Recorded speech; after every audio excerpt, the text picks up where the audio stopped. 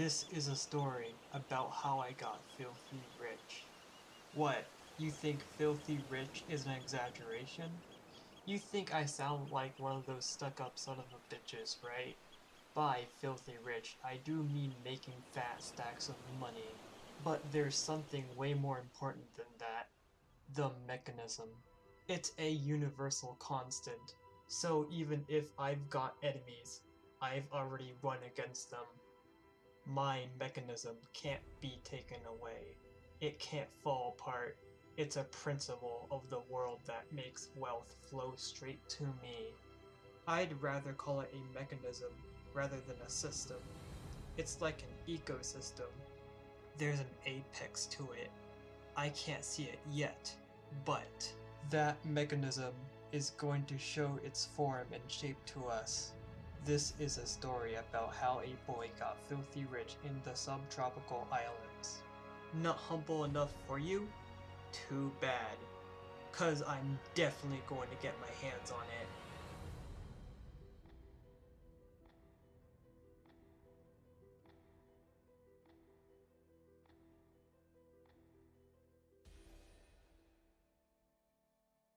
Hello everyone, it is me, BXB. The JOJOLands is probably one of the most anticipated manga to ever be released. Ever since the ending of JOJOLion, we had to wait 1 year and 5 months for the next chapter of JOJO. During that time, we barely got information. Of course, we had the Part 6 anime to look forward to, but until December of last year, we virtually got no information about Part 9. Now that this part is finally released with its first chapter, it's time for me to review the 9th part of JoJo. There is 3 things I want to mention before I start reviewing this chapter. Number 1 is that I'm going to use the Dog Park translations for this chapter. Even though I used the We Need More Yankees translation for the intro, I used it because it was the preferred translations before Dog Park came in after I dubbed it. The second thing I want to talk about is that there's a lot of discourse involving Dragona's gender. Until Araki clarifies more about their character and gender identity, I will be using they/them as their pronouns. The final thing I want to mention is that there is something sensitive that happens early on in this chapter. I will not show any panels from that scene, and I will include a timestamp for anyone who wants to skip it. Okay, now I have gotten those things out of the way, I think it's time to start talking about the first chapter of Part 9. Before the story even starts, we get a page of stands from multiple JoJo parts with text above them. Powers with physical form, invisible to the naked eye. They are known as stands. Though they exist anywhere, at any time, those who do not try to see them will never will. This is very interesting in my opinion. We never really got an explanation on why regular people don't see stands. Araki saying they don't try to is really interesting. I am unsure if this pre-chapter page will be relevant in the JOJOLands, since it seems out of nowhere, but it's still cool that we get to see a collage of many of our favorite stands. And Ebony Devil. What are you doing here? The first pages of the chapter show police officers stopping a car in Honolulu, Hawaii, revealing our 2 main characters of the story. From the intro page, we learn that the person on the left is Jodio Joestar. We later learn the person beside him is Jodio Joestar. They were apparently pulled over for swerving. The next scene shows us Jodio and Dragona interacting with each other, showing us their personalities. I really like their interaction here. It really feels like they're siblings. Jodio suggesting that Dragona got pulled over due to them vibing to Dua Lipa, and them laughing afterwards is something we don't really see in JoJo. Of course we have sibling shenanigans in JoJolion. We don't really see Josuke interacting with the other family members in a casual way. This scene is giving me hopes that these 2 characters will have a lot of time expressing their friendship with each other as time goes on. Kind of like Johnny and Gyro from Part 7, except they're siblings. The next page shows us Dragona getting interrogated by the police. They mention that they don't want to get COVID, confirming that this part takes place around current year, somewhere around 2020 and 2023. Okay, this is the scene I was talking about before. If you're not comfortable around this certain topic, please skip to this timestamp. I'll keep this short. I really do not like this scene. I know Araki is trying to show us that the cops are the bad guy here, but I really don't like the execution here. In my honest opinion, this is either the second or third most uncomfortable scene in the entire series. Even though I really like Araki's work, this is one of his things that I really don't like he does sometimes. I know there is other manga that has done worse. I still really disapprove this scene, and the story would be a lot better without it. When I first saw this scene, I was honestly speechless. I really, really, really disapprove of this scene. I'm going to move on from this right now and enter the next scene. The next scene shows Jodio getting out of the car, telling the cops that he will kill them if they don't let go of Dragona. Dragona begs Jodio to calm down, but he doesn't listen, proceeding to instantly kill the cop using his stand. I have never seen a JoJo without hesitation kill someone so quickly before. It's understandable why, because his sibling is in danger. However, you can tell that he has no fear or panic in his expression, only pure anger, killing someone with no hesitation at all. This shows us that Jodio isn't afraid to show us that he's willing to kill anyone that gets in his way. Something very similar to Giorno, but somehow even more violent. However, unlike Giorno, Jodio does have a fun side to him, which Giorno doesn't have. Which is honestly one of my biggest gripes with Part 5, because we barely get to see the casual side of Giorno. The next page shows us more of Jodio's stand ability, as well as the stand itself. And I gotta say, this stand looks really cool. I really like Araki going for a non-humanoid stand for the main JoJo this time. Of course we have Tusk, but at least that stand resembles a creature somewhat, and it eventually evolves into a humanoid form. The JoJo community doesn't know exactly what the stand ability does yet, but it appears to use rain as projectiles to flatten a target. The next scene shows the cop about to shoot Jodio, but Dragona touches the officer before he reacts, showing their stand ability, which causes his eyes to droop down, missing the target. Despite not being the main character, we actually get to see Dragona's stand get the most screen time throughout the chapter, so we pretty much know what their stand ability does. But I'll explain it later. Jodio kills the second officer using his stand, and finishing him off with a barrage of kicks. Dragona begs him to stop again, but he continues to not listen, which causes them to get even more worried. Jodio approaches the police car, setting it on fire to erase the evidence. Dragona's anxiety gets relieved and offers to help by changing their license plate and driver's license using their stand. Not only we get to see what their stand looks like, but we also get to know what their ability is. Their stand seems to be able to manipulate anything on the surface. It can be used offensively like the scene where they use it on the cop, but also supportively like in this scene. It's been a really long time since an ally has a colony type stand, so it's pretty refreshing to see another party member have one. I also really like the ability. I hope we get to see all the creative and useful ways Dragona will utilize the stand, because I think the development potential of this one is pretty high. Dragona hugs Jodio, thanking him, and the siblings proceed to drive away from the burning vehicle. This image hits hard. Feel free to screenshot. All jokes aside, this is probably one of my favorite scenes from this chapter. They seem to not care one bit, and I really like it. They arrive at a junkyard, where they proceed to sell drugs to a couple of gangsters.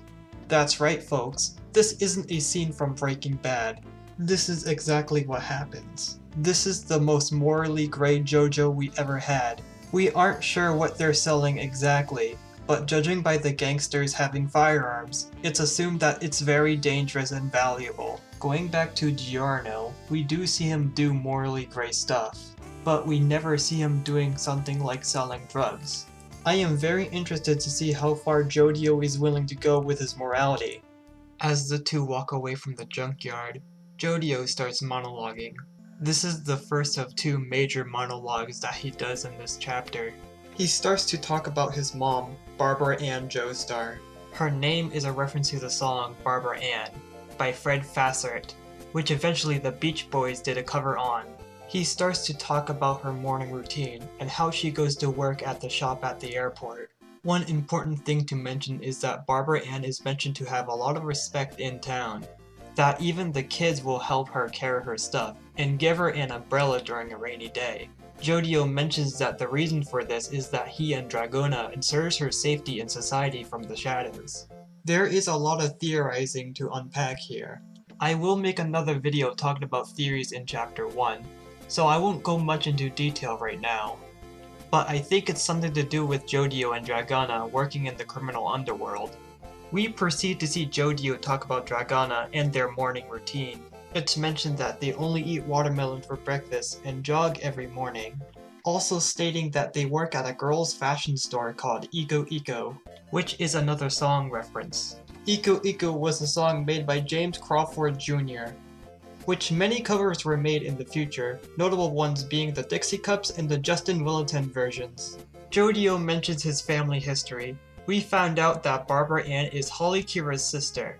This conflicts with the ending of JOJOLands, however, where Araki states that Joseph did not have any more daughters.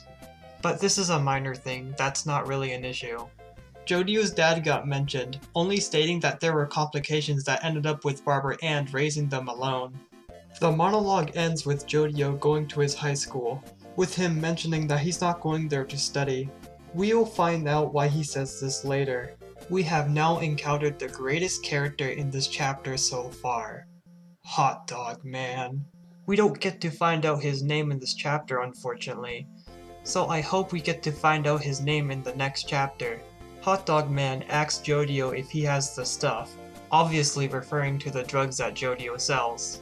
He responds by attacking Hot Dog Man, presumably doing it to change the subject away from the drugs, due to the bus being a bad place to make transactions. However, Jodio does offer Hot Dog Man the drugs once they go on campus. This scene shows that Jodio is not a rookie when it comes to drug dealing, knowing when and where to sell drugs on the school grounds. Jodio tells him to walk over to the McKinley statue. As he does so, a man on a scooter tells him that the drugs are inside the rain gutter. The next scene is the first time where Jodio mentions mechanisms.